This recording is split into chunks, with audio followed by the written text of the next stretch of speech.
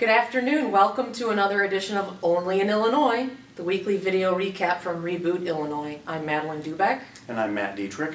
And in the past week, we've had some key details emerge from the Pension Conference Committee, the outline of what could be a compromise bill. Of course, it could always change some more.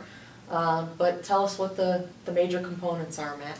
The major components are it would save the state $145 billion over 30 years. It would bring all of its pension funds up to 100% funding. It would probably get the state's credit rating out of the national cellar, which is where it's at now. And it could have a lot of positive effects for the state economy. Okay, and it does not end early retirement at 55 for public workers. It does not end compounded cost of living adjustments every year, but it does cut them, significantly, and it ties them to the inflation rate. Do I have that right? That's right. There's a real world measurement now, not just an arbitrary 3% annual raise that everyone receives every year.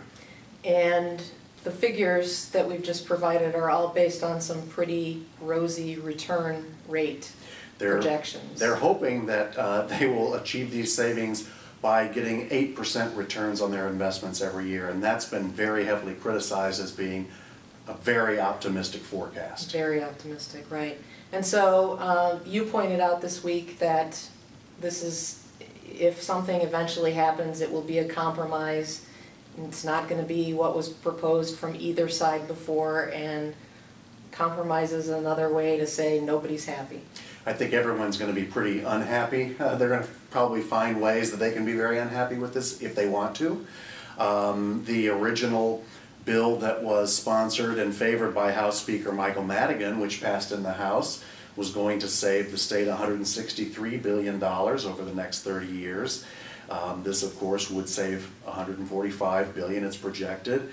The other side, the Senate bill that passed in the Senate but never got a vote in the House, but which has the blessing of the Illinois public employee unions, was going to save over the next 30 years, was going to save about $46 billion.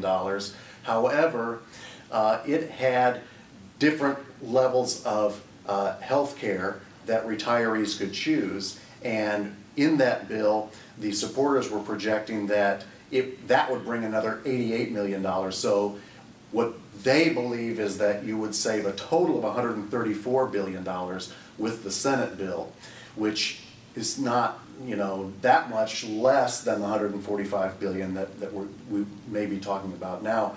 Problem is, the unions have said, if you change anything from the original bill, we are going to take you to court. So we know now that we're going to end up in court. We're going to court.